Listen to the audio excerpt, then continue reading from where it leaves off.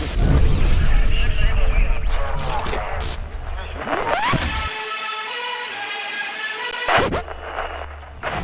Knightly, thank you for joining me in the trenches. I was just saying, we spoke a few years ago, and a lot has happened. But I sometimes wonder if we just constantly say that, if a lot is constantly happening, are we just aware of it? Well, I don't know. I mean, in some ways, a lot have happened, and in some ways, sort of like it's been sort of just caught in like a lot has been said to happen. Like certainly, there's a lot of hyperactivity, a lot of like panic, a lot of hysteria, a lot of this is the worst thing ever kind of going on. But in terms of what's actually happened, it's been, relatively stable, compared to when we last talked. For my UK column audience who might not know you, just quickly, what is your background, Kit? Well, background is an interesting question. I don't really have much of a background. My job is running the website OffGuardian.org, where I am the editor and, I'm a contributing editor there, basically. But my background isn't in journalism at all. My background was in just writing, and then the world went mad, and that was what I had to write about. So. But you make an interesting point there. You say your background is not in journalism, but that implies that you need to go and study at a tertiary institution. Exactly that. She's buying into the idea that journalists are some sort of special class of people that need to be trained, when they're not, obviously. And indeed, it goes back to education and stuff, where they sort of try and funnel you into like specialities very early. But the idea that your life is basically decided for you when you choose what you're going to study at university, if not what you choose to study at A-level, or like. The idea of school, you spend, 10, 12 years becoming equipped to, become a waiter? Well, depending what you choose your speciality. If you're going to choose, like, a PhD in, like, gendered psychology, then, you're probably going to end up being a waiter. Well, no. I mean actual school, like when you're a kid. Oh, yeah. Well, there is that, too. The whole education system is very confusing and it's become very I don't want to say slave campy, but I don't know what else to say. It is very sort of. Here, for example, we're getting rambling off on a tangent already, but like in the UK now, you can't take your kids out of school without a doctor's note, and if you do, it can technically be a criminal offence, and they will fine you and stuff like that. And that is different from when I was at school just a few years ago. You could just phone in and say you weren't going, and there's nothing anybody could do about it. What you just said there now made me realize, with all the chaos of living on the African continent, which I do, there is sometimes a sense of freedom. A lot of kids here just simply don't go to school. Well, yeah, I suppose, like, yeah, no, there's like a juggling act between like chaos and freedom, isn't it? That's the nature of anarchy versus government. Is like, what do you need and what do you not need? Yeah, but that whole idea of anarchy also, is sort of, it's very ideological also. Well, everything has become that. Everything has become like, I'm sure the social media is full of anarchists arguing each other about who is a good anarchist and who is a bad anarchist, and how could you possibly endorse that if you say you're an anarchist, and that kind of thing. It's all ridiculous. Going back to OffGuardian, the name came about because you and one or two others kept getting kicked off Guardian, the actual The Guardian newspaper's website. Is that right? Well, yeah. I can't take any credit for the name or even the creation of the website, honestly. That happened before I got there. But the original founding editors, there were 5 or 6 of them, were all commenting on the Guardian in 2014 and 15, mainly because of the situation in Ukraine at the time. And they just kept getting banned or kept getting their comments edited. So OffGuardian started up as a place where they could simply publish the comments that the Guardian wouldn't publish. And then that existed for a few months before I was asked to come and help.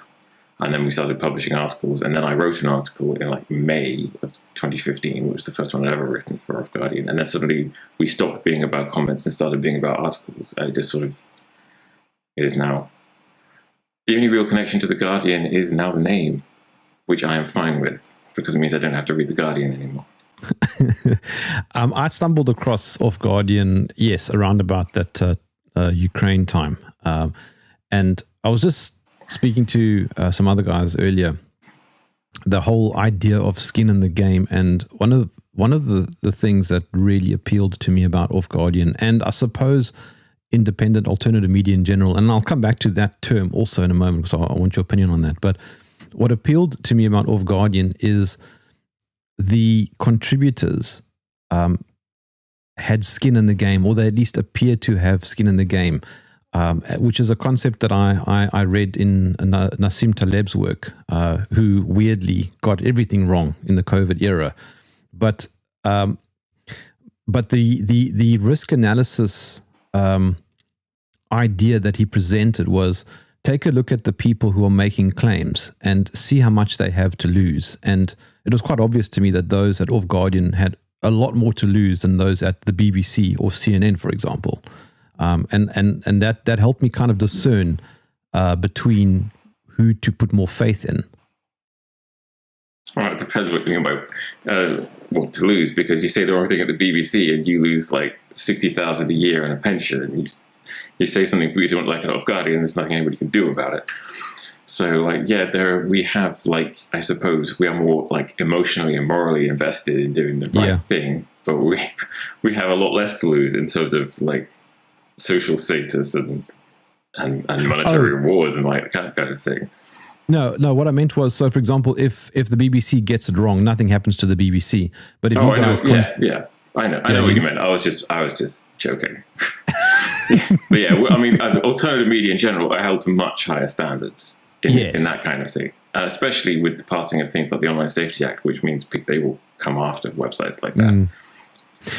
The term alternative or independent media has also become quite fashionable in the last few years, and I wonder if it falls victim to the same problems as mainstream media, and how do we differentiate between these different schools of thinking? Well, increasingly, you can't, honestly. And I think, there's like a greater thesis to be had about the COVID era, the COVID launch, what it achieved, what it didn't achieve, and the impacts it had on everything. But I think one of the greatest impacts it had was on the media landscape, in the failures of COVID as an agenda were entirely down to what we would have called then the alternate media. And I don't know it's now sort of the alternate media, because the backlash of that has been a sort of co-opting and colonization of that idea and that term by taking mainstream voices and putting them in made up, look at this homie studio, he's just a guy doing a podcast from his living room, and having them broadcast on Twitter instead of on CNN. But still very much, they are co-opting the idea of alternate. And that's the most interesting thing going on in the alternate media sphere, really, is people like Lemon from CNN and Tucker Carlson getting huge broadcast audiences, and notionally as independent from their old studios, when you could argue they're very definitely not. Yeah, and quite obviously they end up limiting access to certain information that they could have, but don't want to distribute it. Yes, and taking up leadership positions against people, with people, for people who have been alienated from the old way of doing media. There is a whole, just millions of people who don't watch CNN and don't read, the Telegraph or the Guardian or New York Times, because why the hell should they? And more power to them. But these are people who are waiting for an information vacuum, and there has been a deliberate effort to sort of install people at their head to make sure they don't go too far the other way. You look at somebody like Joe Rogan. Would he be considered mainstream? I almost want to say yes. All right, $250 million from Spotify. If $250 million doesn't get you to mainstream, then nothing will. But he does cover topics here and there that the BBC or CNN won't cover. Yeah, and there is a lot of. He has contributed to the conversation. That is the trick, because it's not a question of simply these people are all co-opted, they all are knowingly liars spreading an agenda. It doesn't work like that. I mean, most people, even people who work for the New York Times, they don't see themselves as like an owned asset. And Joe Rogan has had good guests on, and he does say some interesting things. But the very nature of accepting that kind of money and the very nature of being in that position means you are liable to control you don't realize is control. And that's the nature of like institutions in general.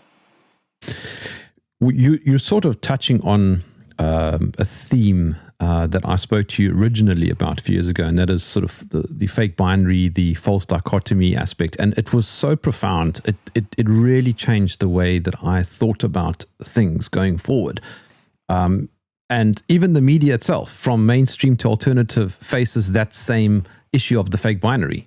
Yeah, very much so. I mean, this is something, to give credit where credit is due, this is something that my co-editor, Kat Black, came up with back in late 2021, early 2022. And it's not a brand new idea, the idea of controlled opposition that, limits the conversation. But there was very definitely a violent and sudden push towards basically turning every issue into a bipartisan issue. There is basically, if you see COVID as being the greatest act of media consensus that I've ever seen, like I don't think many people would disagree with that. Like every government, every media outlet basically agreed about COVID. And there was a natural reaction to that. People pulled back from it because certitude is sort of like, that kind of weight of opinion makes people like want to explore an alternative. And I think there is since then, regarding first vaccines, then Ukraine and so on, there was a bipartisan shift. From now on, we're not going to do one voice saying one message. We're going to do two voices saying two messages that share the same underlying opinions and therefore limit what you can and cannot think. Unfortunately, everything can be drawn into that. I think it was Noam Chomsky. Do I have his quote in front of me? The smart way to keep people passive and obedient is to strictly limit the spectrum of acceptable opinion, but allow very lively debate within that spectrum. That was from Chomsky. Chomsky was absolutely right, which is a very confusing and like conflicting opinion position to be in, because Chomsky was also wrong all the time, and in some ways, and a very good example of that kind of thing, because he would shut down quite intellectually dishonestly for such a smart man. He would shut down talk about 9/11. He would shut down talk about JFK. I don't actually remember. I think he was pro COVID vaccines. I don't remember. I'm going to have to check that, but I'm pretty sure he was. He was very definitely like a gatekeeper on certain positions. But that quote still rings true. Absolutely. I mean, if you think about it, right? So let's just look at the theater of U.S. politics, right? So you under the Biden administration, you had this pandemic. It's this deadly virus. It's come from a bat from a wet market. Under the Trump administration, there was this deadly pandemic, but it comes from a lab leak. But both camps are arguing the same thing, that there was a deadly pandemic. Yes, exactly. It's the best example we have, because it's the most obvious example we have of that. Like, okay, well, here's the baseline. This is what is true, and you can argue about the decoration on top of that if you want. And it's in some ways it roots back to the US, to the US's very tightly controlled two-party system, in which both parties argue vociferously about incredibly minute details of policies when they basically support the same exact thing. And that's been going on in America for a long time. The uniparty idea. Yeah, they exported that to basically everything. I suppose Is it the same in the UK? More or less. Except we're in a sort of a moment of like change in the UK, because I think as much as we are going to do the two-party thing that we always do, I honestly think they might be preparing to dump the Conservatives and have Reform take over as the other party. How and why that happens, I'm not sure, but I think it might. But there's another false dichotomy: a liberal and a conservative, for example. Like, what do these terms even mean? What literally almost nothing. Like, it's just basically it's the color of the tie they're wearing, and that's it. I mean, what if conservatives conserved? Absolutely, exactly. And what is like, and people will say, and it's very interesting. Oh, things are so much better now, Labour in power, but things are exactly the same. Like they don't change. I used the COVID example with the Trump and Biden administration. I'm also reminded of under the Obama administration, we had this big issue of climate change, global warming, and it's coming from your cars and your light bulbs. Under the Trump administration, it's a little more nuanced, but there's still global warming, but it's coming from geoengineering and chemtrails. So both camps then are arguing, again, the same thing. Again, yeah, that is interesting. The global warming agenda in general is in a very interesting place at the moment because it's almost sort of stalled. Like there is no momentum behind it. Like just a few years ago, there was talk of climate lockdowns. There was talk of, all these terrible things, trying to relate climate change back to COVID because if it wasn't for climate change, we wouldn't encounter bats or just crazy, absolute nonsense ideas. But they were there and there was some energy behind them. And now, I mean, maybe it's because Trump is in power now, so like they're going to take it in a different direction. But I don't know, the climate change doesn't seem to be talked about anything like as much as it was just a couple of years ago. I mean, and there's a really, really pathetic headline on British News a couple of days ago. Like you must have noticed everywhere. Like every June is the hottest June we've had since X. Every summer is the hottest summer we've. They can't even say that this time. The one we got a couple of days ago was that April was the sunniest April we've ever had, not the hottest. It's the sunniest. Yes. What's the metric? Probably by minutes of sunlight. How do they measure that? I don't know, because you can't even take with the absurd thing of average temperatures, where they have temperature stations everywhere and they measure them and then they average them across a country or a nation or a region. But with sun, how can you do that? Who is counting the minutes of sun? What counts as sunny?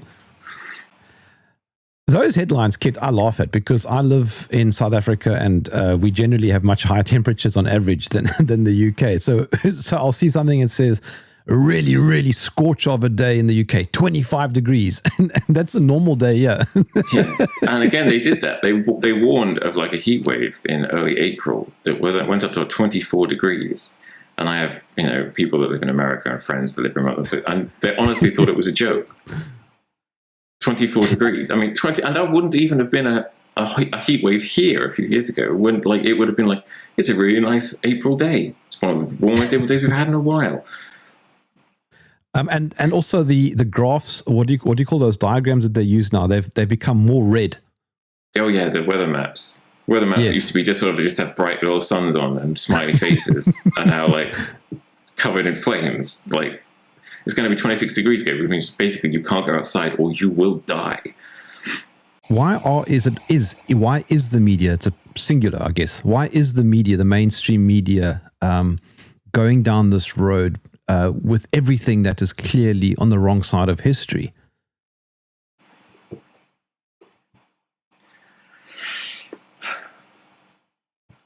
That's an interesting question. I suppose the most cynical thing is what you would say simply because, and this is unfortunately the way the media works, because at some point they've been told to. I mean, there is a confusion of message, a confusion of agenda, a confusion of purpose, like all over what I would call like the establishment, because I don't know what else to call it, and I don't, the powers that be, whatever you want to call it. It's always difficult to but there is the people in charge are in a floundering position, I believe, which is part of the reason there is this chaotic, contradictory world that we see at the moment. There is in short, to link it back to COVID, we were never supposed to be at this point. By now, we were all supposed to be tagged and boosted and have our vaccines and our global currency, and that just hasn't worked out. So we're kind of stuck, like somebody revving an engine when the wheels won't turn. They are trying to push forward with an agenda that has got no momentum anymore. The Agenda 2030 idea does seem to be less and less likely anytime soon. Why do you think that is? Is it because of the complex nature of humans? I'm not sure it's especially complex, man. I think they simply underestimated how smart average people are and how resistant they are to being told what to do. And the nature of resistance. I think a lot of the time we think of resistance and we think of, sci-fi dystopias like the Hunger Games, and we think of like Rebels and Star Wars. But there is a more natural, more passive resistance that basically is the people who see COVID in the headlines, see a sign telling them to mask, and just don't. And it isn't a grand political statement, they're just not interested. And I think in order to move forward with big social change, you need at least some public support. Like, you need a certain threshold of like people who at least believe you a little bit. And I think they underestimated how damning it is and how halting it is to have people simply not believe them passively and independently. But it's interesting because it does also seem to be linked to culture. If I look at my friends who live in different countries, for example, in Canada, they had a fairly compliant, obedient culture during the COVID era. Here in South Africa, for example, the vaccine uptake was one of the lowest in the world. I think it was less than 2% or something. And that I think is linked to culture. I don't think that's linked to necessarily intelligence, because of the people that I know who did get the jab, they're pretty intelligent. Yeah, that is interesting. And I was having a conversation with someone about this a little while ago who mentioned that the three worst COVID countries in some ways were Canada, Australia, and New Zealand. And they suggested it was because they are like well, not even former, they are British colonies, so they have like a history of like that kind of dictation. But I actually use South Africa as a counterexample. I mean, South Africa was never along with those three in that way, but is still like a former British protectorate thing. So like it's not that simple. I suppose you could argue like there is a certain amount of like happy, like slightly chubby middle classness in Canada and Australia, sort of like very comfortable, soft people that doesn't really apply to a lot of other former British places. It was very much a middle class thing. It was. It's certainly true here. It was like you get far more resistance in the working class than in the middle class. I think the most important lesson to learn from COVID, easily the most important, and this spreads out to other things I've written about since, is never ever let the conversation be controlled from an assumption that you haven't tested yourself. Like, for example, and this is not related to COVID, but it's a good example. I recently was having a conversation with a panel of people for the Independent Media Alliance, and somebody flashed up a headline that said, we were talking about AI, and they said, and the headline was, "In the future, AI will be used to write legislation." And the conversation progressed slightly as to what that means. What does AI written legislation mean? But I would say the more important question, and our role as people who sit outside the mainstream, would be to say, is this headline real? Like this, you have to question underlying assumptions. They might say AI can write legislation, but what that really means is they can say AI can write legislation, which means they can write whatever legislation they want, claim an AI wrote it, and that gives it a veneer of like mechanical, non-partisan unbiasedness. It's automatically fair because a machine wrote it. And I think COVID should have taught that to lots of people. You never believe the statement of a headline, you question the statement of a headline. Also should teach people that and this is something we've been talking about on OffGuardian for a long time, and COVID really should have brought it home. The media can just be made up. Like they do make things up. Like it isn't a question of like they're publishing a real study. Studies can be made up. It isn't a question of a real photograph. Like there is a shocking amount of simply false information just said, and the machinery relies on a certain amount of like resistance in people to accept that a headline can simply be a lie, that a research paper can be made up, that a photo can be AI generated, and that kind of thing. And I think that is the most important lesson we all should learn, is that the reality the media presents is not reality, potentially. So the South African president met with Donald Trump in the White House, and they spoke about white genocide. Now I, as somebody who lives here, just saw a whole pile of theatre happening there in the Oval Office. All over the world, mainstream media and independent alternative media are talking about all these various aspects of genocide, and now it all comes down to a distraction. What does the word genocide mean? And now suddenly, any of those actual issues that might actually be rooted in some reality are not being spoken about, because now we're discussing genocide, and we're discussing other distractions, and at the same time, you've now got Elon Musk now rolling out more mass surveillance via Starlink, which is now entering South Africa as a result of that meeting. So if you are quite cynical, you would immediately start joining some dots there, which absolutely, yeah, people aren't doing. Like it changes the conversation to be about what genocide means, and suddenly everything that isn't genocide is all right. Like I saw people defending the situation in South Africa, saying, well, it's not genocide, it is simply a reappropriation of colonized land. And I was quite shocked, to be honest, because I don't believe that just because something isn't genocide, it's all right. And I certainly don't believe that we should be normalizing the idea that the government any government can simply take your private property because they don't believe you morally earned it. It's incredibly dangerous, and it sets an awful precedent, but it normalizes that idea. And having Trump say something to make everybody think it's a lie is a trick that's now 10 years old. They always do it. Trump will endorse something, and everybody will immediately believe the opposite. When Biden was, in quotation marks, president, it was very obvious that he had no idea what was going on, and there were other people pulling the strings.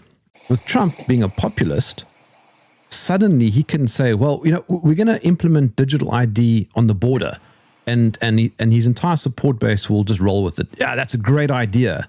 Oh, yeah. I mean, this is exactly what we were talking about. They've changed the conversation by putting quote-unquote rebels in the White House, so that every position they take is automatically the rebellious counter-establishment position, even if it's the same position as before. Like, the digital ID is the perfect example, because digital ID is everywhere. It's all over the world. Pretty much every major country I can think of is rolling out their digital ID plan. And they all claim it's for different reasons. Donald Trump is doing it to secure the border, and the EU is doing it to facilitate vaccine passes across borders, and so that kind of thing. They're securing elections. They're preventing foreign interference. It's all that kind of thing. But it's still digital ID. It's still digital ID across the board, and it will be, of course, it will be what's the word? I always use the word. I've written this word down a million times and I don't remember what it is. It will be. They will work together. They will have different digital ID systems. This is really. They will be centralized. They'll be synchronized. They'll be synchronized. There'll be one big system, in 50 different names. Cross-border compatibility is one way they put it. Interoperable. That's the word they always use. Interoperable. That's the word they always use for digital currencies. We're all going to have our own digital currency: the digital pound, the digital dollar, the digital euro. But they'll be interoperable across borders. So if we won't have one global currency. During the COVID years, I felt like there was also this, I hate saying this word, but I felt like there was an awakening of people around me. Trump came in and I feel like it's just all gone. Absolutely. Yeah, they have worked to split and satiate and comfort what was a massive sort of cross-party, cross-partisan, left, right, up, down, anarchists, liberals, whatever. There was a massive, massive pushback that they have factionalized and split up and diverted with various topics, since Trump is one of the biggest. Ukraine was probably the most effective Because in going back to a war that was, 7 years out of date by 2022, they broke off an awful lot of anti-COVID, anti-establishment thinking to take up a pro-Russia position. But that's very awkward because Russia is pro-digital ideas, pro-digital currency, it had its own COVID, vaccines. But if even supposing that Russia's geopolitical clashes with the West are entirely sincere and entirely ideological, they don't have the best interests of their own people at heart. That's been demonstrated. And they don't have the best interests of the world in general at heart. So why is that a position to take up? But that's split an awful lot of people who, traditional anti-NATO, anti-West people wanted a rallying point, and they used the Russia-Ukraine war as that, and that split the COVID movement. That split it right down the middle. And then Trump and Biden split it again. It did. There are groups and email chains of various different people that just disappeared overnight. I was in a lot of them, and they're just gone. Smart or dumb? What do you think it is? I think it was the result of a very human and very understandable want and need to return to a comfortable world that isn't... By comfortable, I don't mean padded. I mean one in which you understand what's going on. A dynamic you understand. We do that. People regress. It's like when you go back to your old childhood home and you suddenly start acting like a teenager again. You can't help it. You meet children, you meet people you went to school with, and you start talking like when you were at school. And I think there was a pull of that. There was, okay, Russia good guys, America bad guys. I know how this works. This is something I don't have to worry about. This isn't world changing. We can get back into doing this the old-fashioned way. I think there was a massive appeal of that. Yeah, Matthias Desmet spoke about it. He used the term mass formation or whatever. It doesn't really matter what the terminology is, but he was effectively saying that around 30% of people at any given time will stay with their eyes wide open, and the rest will probably not. And I kind of see that in my circles. Yeah. Yeah. So is that a critical mass, though? 30%? I don't know. It's in some ways, it's sort of the inverse. I think there's something I've always found very interesting is there's an American research team that have done, I forget what university it was, that did nationwide polls on the JFK assassination, basically every year since it happened, on if they believe Lee Harvey Oswald acted alone. And this is get a bit of a tangent, but you'll see where I'm going. And in every single one of those polls, at least 60% of people said they didn't believe the official story. The people that believed the official story topped out at about 36-37%. And yet that is sort of officially true. I think that it's interesting that an opinion held by 2/3 of the population is considered a minority opinion. So in some ways, the 30%, I think, is the critical mass they require in order to sell, and they need about a 30% of people to believe them. And I don't know why that would be the number, but it does seem to be, because that number holds up with 9/11 as well, and lots of other things. I wonder if it's supposed to be like that, because imagine if it was 100%. I think we'd have a very strange society. Yeah. Yeah, it's like a type of glue. It's like a type of glue that just keeps things in some degree of order. Yeah, Unfortunately, that's just baked in. That's people going back thousands and thousands of years. That's, the people that wept when Julius Caesar died and that kind of thing. That's just the nature of things. People like to have their leaders and their kings, and they weaponize that, definitely. Like the media likes to try and anoint one. They're doing it in Canada right now with Mark Carney. Mark Carney's had this amazing political, rise out of nowhere. He was just the guy that ran the central bank, and now suddenly he's this nerdy dad that's going to just stand up to Trump and make Canada amazing. And I'm seeing it work, which is dispiriting, but like... Somebody listening to this right now might say, yeah, but Kit, you sound very black-pilled, ultra cynical. Do you see any light at the end of the tunnel? Is there a way out?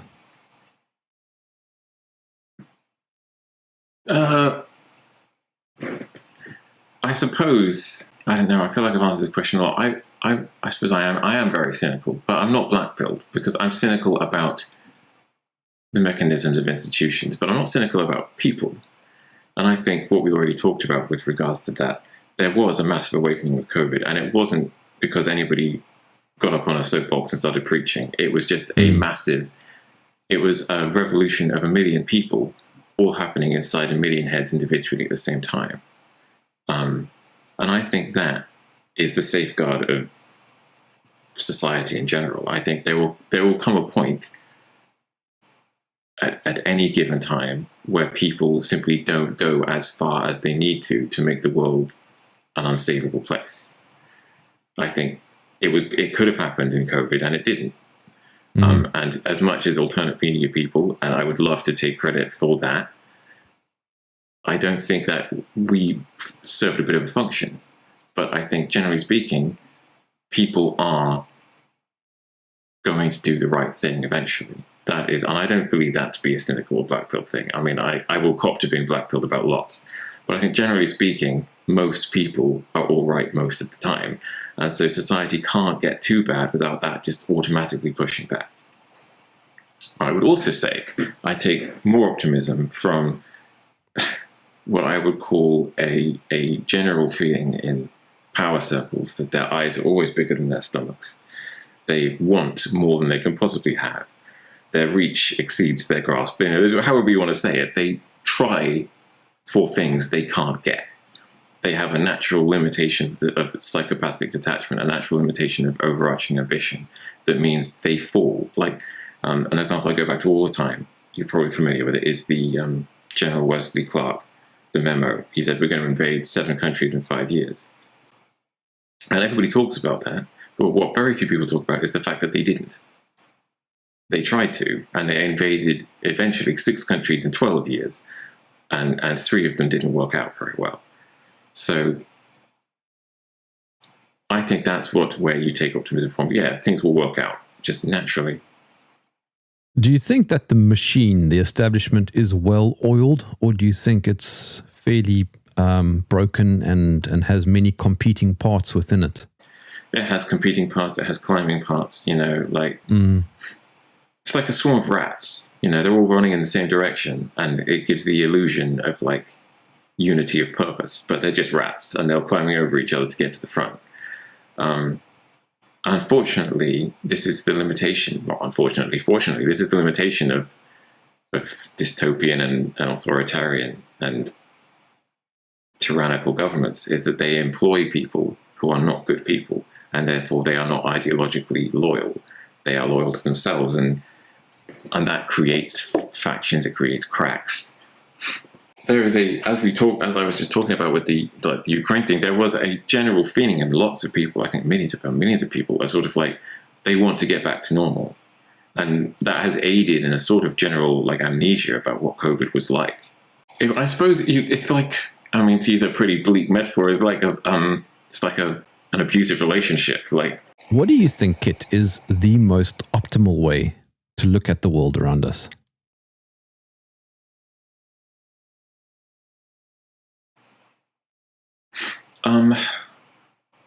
Embracing, I suppose, 2 things, really.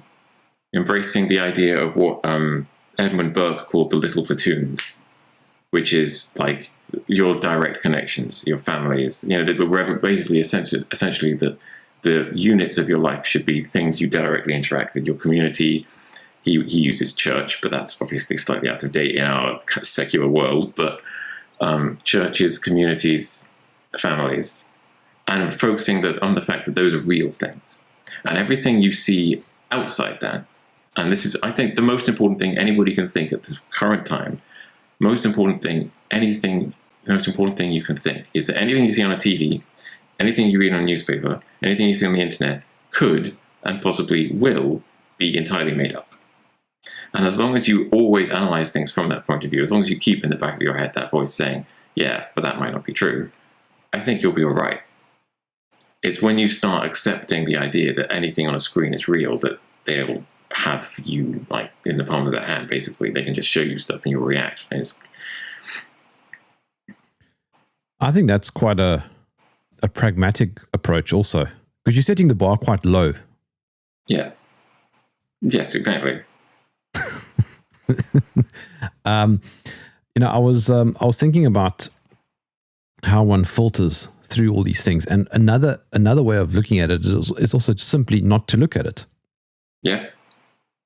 I mean, unfortunately, my livelihood depends on it. But if it didn't, I would consume much less of the whole news media cycle than I do. I think it's far healthier.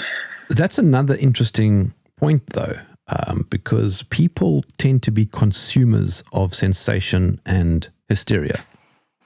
Yeah. Although, I mean, there are questions about that even now, like how much of the internet is even real people anymore? I mean, what do they call the empty internet theory? Vast amounts of it is just bots and AI profiles, and an awful lot of reactions are bots and AI profiles. Like, you don't really know. I think more people than you'd think simply disengage. And the other thing also is, and it's a trap that people constantly fall into, and we were alluding to this earlier, but it's the invisible boogeyman, idea that the things you can't see are the worst threats, like AI, pandemics, global warming, what's another one? Nuclear war. And these are really, really strong control mechanisms. Yeah, they are the big things to be afraid of, but in some ways, and I think COVID and everything, the more worthy things to be afraid of are the smaller things. The rules about owning chickens and the licensing for weapons or cars or anything, just the sheer amount of regulation being poured into people's lives in small ways. Like, I think that's a far more appropriate thing to worry about. Would you go back to 2019?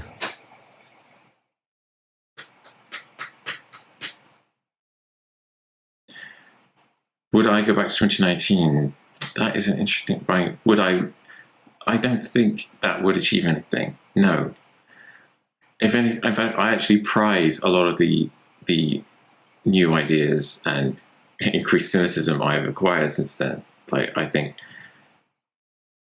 COVID was actually, in some ways, not a bad thing.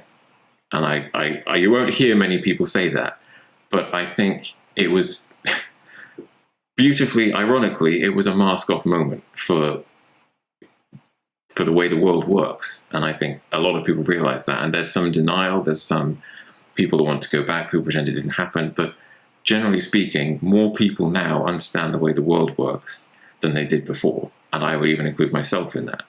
I wonder what will happen 100 years from now, Kit. Are people going to look back at us and go, you bunch of utter idiots? I don't know. Because 100 years from now, they're like, we look back, for example, at the JFK things, and we say, man, those people fell for it. They did the JFK thing and people just fell for it because the official record says they did. But if you look at the opinion polls, then they didn't. So, like, who's to say exactly how we all look? Because the records will show, for example, 88% vaccine uptake in the UK. And even that I think that questions. number's made up. Yes, I mean, yes. Obviously, like just as they like say, oh, there's this many cases because a case is anyway that tests positive. Probably vaccine uptake is anybody that like put their name down on a form as having been vaccinated or expressed interest in a vaccine or that kind of thing. They work statistics to get the result they want. But the official thing will say 88% vaccine uptake. So who's to say how people, and that will make us look silly, but I think the real number is much lower than that. So who's to say how people will see us? Here we have quite literally millions of people from the apartheid era living in squalor. They live in tightly packed tin homes with maybe 6-8 people in one of them, all right next to each other and on top of each other, right? Our headlines were running, experts baffled as to why COVID doesn't seem to be spreading, because now a deadly contagion should be wiping them out, you know? Yeah. And it wasn't happening. And so then you have these billboards going up saying that there's a deadly pandemic, because if you don't see it, you need to see it on a billboard. Exactly. And the airports are telling you, but you're not seeing it. Exactly. I mean, that was one of the most interesting things, is that Africa is like in general, is one of the greatest, like, and there was no pandemic argument, because Africa supposedly has like, what is it, 50 million AIDS patients on it? And you'd think a deadly pandemic would have simply wiped the place out. It would be done. But no, they had to do that everywhere. They had to basically tell people it was there and show people it was there without it ever being there. It was very, very interesting. That's part of the reason that masks were so important psychologically, is if you see people walking around with masks, immediately your brain starts thinking, well, there must be a reason they're doing that. That's the reason they really did push the masks hard, is that it makes it look like something is happening when it isn't. They built, in this country, they built a whole bunch of emergency hospitals, the Nightingale hospitals, that were never used. We need them desperately. In fact, I mean, this is one of the most perverse things, and it's very interesting. They had to spread on COVID wards. They had to make space, obviously, because you need more space because of, social distancing. So they had to take beds out. They took beds out so they could put beds further apart. And still the hospitals didn't get full. They reduced, they actually, unironically, reduced hospital capacity during a deadly pandemic, and they said this was for a good reason. And not only does that mad, but they still didn't end up with full hospitals. You said social distancing, and there's something that also kind of broke my brain a little bit. I had never heard the term social distancing before the year 2020. It's not because they made it up. That term what does it even mean, social distancing? You just mean stand further apart, but they drilled it into people's heads, and now that's the thing. But it's just a coincidence, Kit, that every country in the world was using the same wording. Yeah. There was probably some memo from the WHO back in 2018 that first used it or something. Interestingly, you said that the term was made up. There's a movie that I stumbled across during the COVID era called Contagion. It came out in 2012. Yeah, Matt Damon, Gwyneth Paltrow. Yes, right. And they used the term social distancing in it. Yeah, you can talk for hours about the weird predictive things in Hollywood movies and TV series in general, and whether, to get into a weird area, whether that just sort of happens by accident because of like the weight of an idea or something, it sort of echoes, or whether it is deliberately put there, what they call predictive programming. You can never know. But in the pilot episode of a TV series called The Lone Gunman, was in a spin-off of The X-Files, the government hijacks a passenger plane to try and crash it into the World Trade Center. No, when was this? In order to start, that aired in, I believe, late 2000, early 2001. It aired just a few months before 9/11. It's crazy that happened. I mean, it's so crazy that people think about it just have to stop thinking about it, because what does it mean? It potentially means nothing, and it also potentially means everything. Why would they do that? Or did it happen just organically? Like it poses all sorts of weird questions.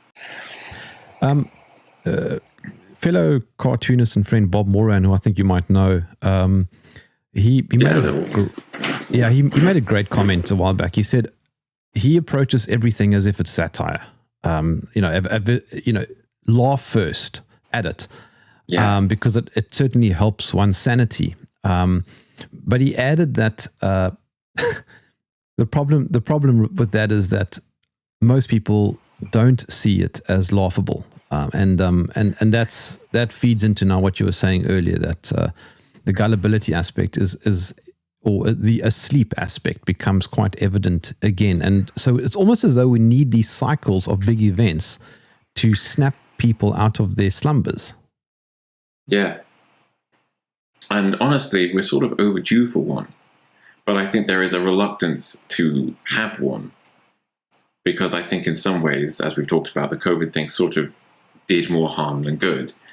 I think they have floated like the next pandemic 50 times since the last pandemic, monkeypox. I forget what the others have been. It doesn't matter. But they're always floating the next pandemic.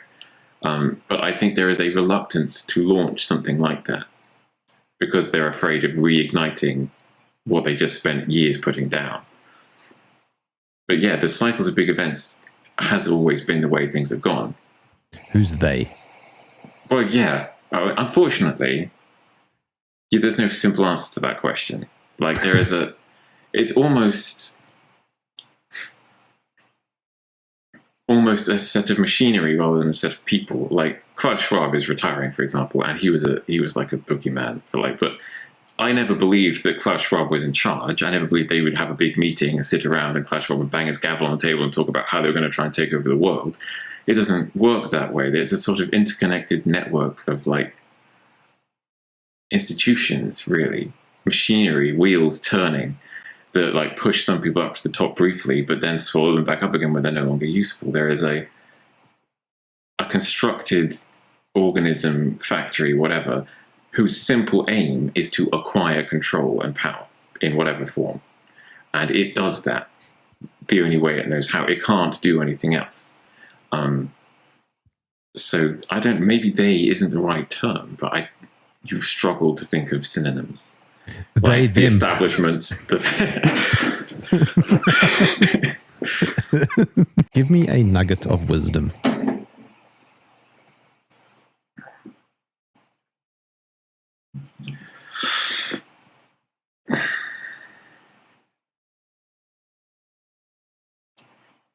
The most useful nugget of wisdom I've acquired in doing OffGuardian would be the simple assertion that whenever you see anything in the news, you say to yourself, why this and why now?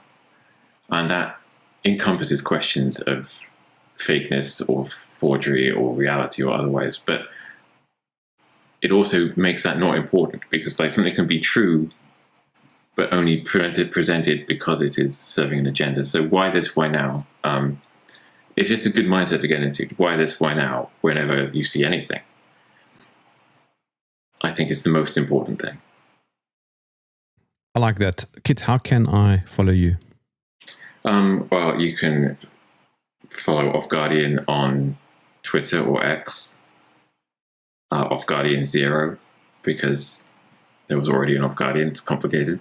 And you can read all our output at off-guardian.org.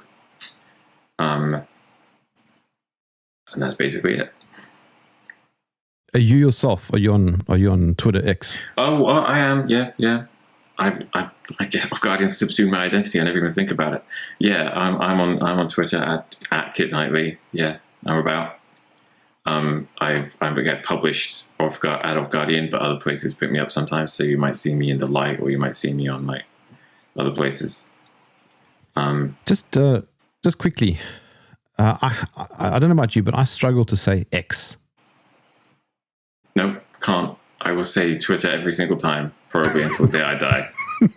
I mean, how can you call something a letter, just a single letter? Yeah, it's ridiculous. It doesn't make any sense.